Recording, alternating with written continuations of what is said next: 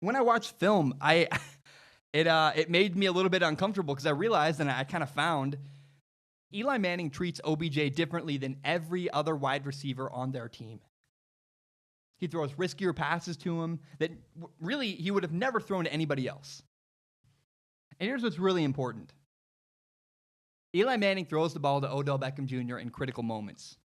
And multiple times on those critical moments, it didn't work. Whether it was Eli's fault or OBJ's fault, it did not work. It did not make things happen.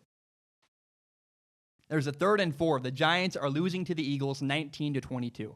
There's 6 minutes left, and OBJ gets a one-on-one matchup.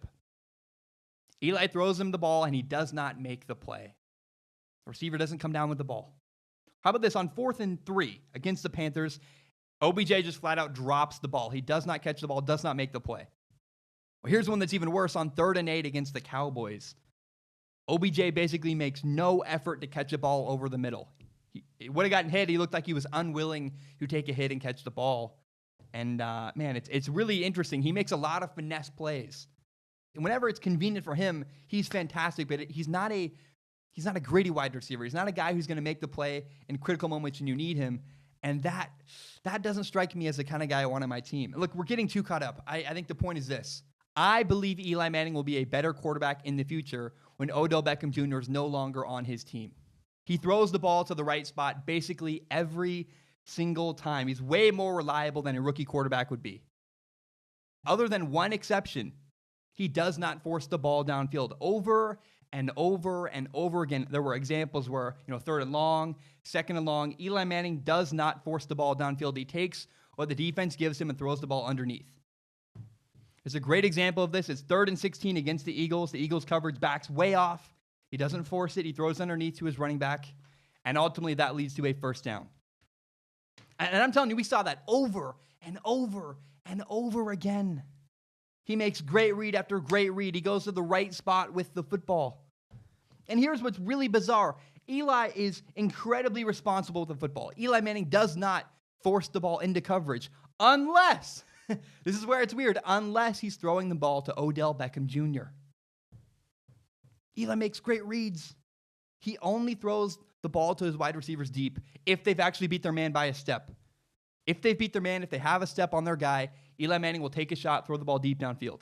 But Eli Manning becomes a different quarterback when he's throwing to Odell Beckham Jr. It's bizarre. It's wild.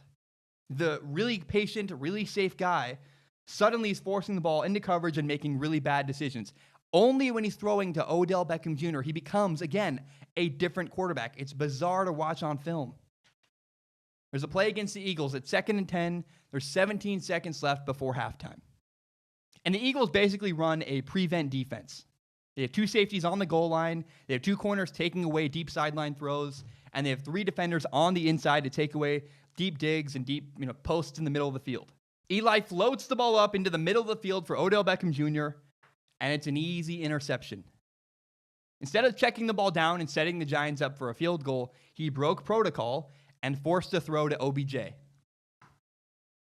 It can't be a coincidence. It can't. And if you watch Odell Beckham Jr.'s body language all season, it was awful. It was awful. He doesn't want to be there.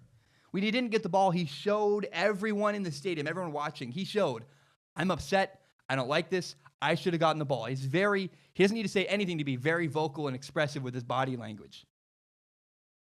When I watch that, I see multiple things. I see 3 things. The first one is that Odell Beckham Jr. does not trust his quarterback. Right? It's sad. That's what I see. The second thing is that OBJ is just immature. He doesn't handle things very well. And the third thing is that Eli Manning does a really poor job of communicating with his wide receiver, Odell Beckham Jr. I mean, look, if that's on Eli, right? If my wide receiver was doing that, being very expressive, showing he's unhappy, I'd go up to him, I'd be very direct and say, dude, how do we solve this? How do we get on the same page? I would really try to find common ground. It's clearly, it didn't work for Eli. Whatever Eli was doing, he was not getting onto the same page with Odell Beckham Jr. I credit the Giants. They tried using Odell Beckham Jr. in unique ways. They put him in the backfield, and they did certain things to get the ball in his hands. But in the end, Odell Beckham Jr., this amazing, talented wide receiver, was actually a hindrance to the Giants' offense. I believe Eli Manning will be a better quarterback in the future when Odell Beckham Jr. is no longer on his team.